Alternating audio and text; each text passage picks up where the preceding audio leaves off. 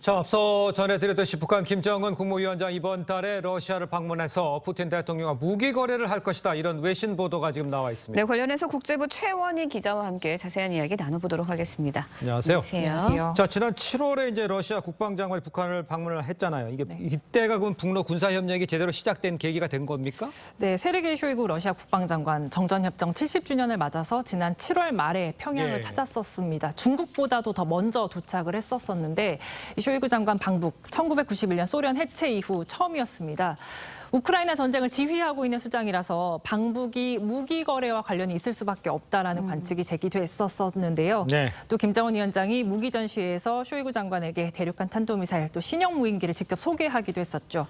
최근 백악관 이 방북의 진짜 목적이 러시아가 북한의 포탄을 팔아달라고 설득하기 위한 것이었다고 밝혔습니다. 또 이례적으로 김정은 위원장과 푸틴 대통령이 이후 친서를 주고받았다는 첩보까지 공개했는데요. 백악관 이런 정황을 볼 때 북러 무기 협상이 활발히 진전, actively advancing이라는 표현을 썼습니다. 이렇게 평가를 했고요. 또 러시아 관리들이 후속 협상을 위해서 다시 평양에 갔다고 전했습니다. 네, 백악관에서도 굉장히 구체적으로 전달을 한 것 같은데 그동안 이제 북러 무기 거래 정황 여러 차례 알려져 있었죠. 네, 미국은 그동안 북러 무기 거래 정황 여러 차례 문제 삼으면서 또 이를 차단하기 위해서 모든 수단을 동원해 왔습니다. 지난해 말엔요, 북한이 러시아 용병 기업이죠. 바그너 그룹에 전쟁에 쓸 보병용 로켓과 미사일을 제공했다고 발표했습니다. 북한이 황당무계한 모략이라고 강하게 부인을 하고 나오니까 올 1월 작정하고 이 무기 수송을 위해서 러시아 열차 북한으로 가는 모습이 찍힌 위성 사진을 증거로 내놓기도 했습니다.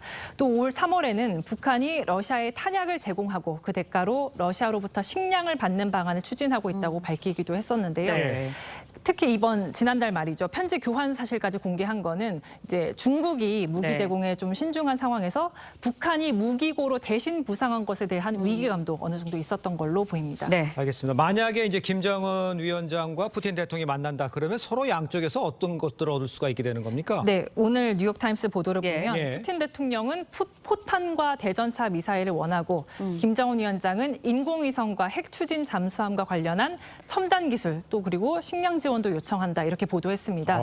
서방 전체와 대치하고 있는 러시아로서는 전쟁 장기화 때문에 무기 부족을 겪고 있기 때문에 전쟁에 쓸 포탄이 시급한 상황입니다. 그렇군요. 미 백악관은 앞서 이에 대해서 러시아의 절망과 나약함이 반영됐다 이렇게 말한 바도 있고요. 북한은 핵미사일 고도화에 도움이 될 첨단 기술을 원할 가능성이 높아서 우려가 큰 상황입니다. 북한으로서는 외화도 벌어들이고 또 무기 성능도 향상시킬 수 있는 이런 기회를 놓치고 싶지 않을 거란 분석이 나옵니다. 또 미국 달러나 중국 위안화 등 현찰을 요구할 가능성도 있는데요. 미국과 서방은 북러 무기 거래, 유엔 안보리 결의 직접적으로 위반한다고 경고를 하고 있지만 러시아가 사실 이제 안보리 상임이사국인 상황에서 실효적인 제재 수단은 마땅치 않은 그런 상황입니다. 네, 우크라이나 전쟁 후 이제 북러 관계가 진전이 된 것 같은데 우크라이나 전쟁도 살펴봐야 할 것 같습니다. 어떻게 전망되고 있나요? 네, 전쟁 이후 신냉전 구도가 심화하면서 북러 관계도 사실 지속적으로 개선돼서 왔던 건 사실인데 오는 9일 북한이 이제 정권 수립일에 맞춰서 대규모 열병식을 예고했고요. 또 오는 10월에는 푸틴의 방중도 예정돼 있습니다. 또 이달 북러 회담과 더불어서 올 가을 북중러 진영의 이런 맞대응이 본격적으로 시작된다고 볼 수도 있는 것 같습니다.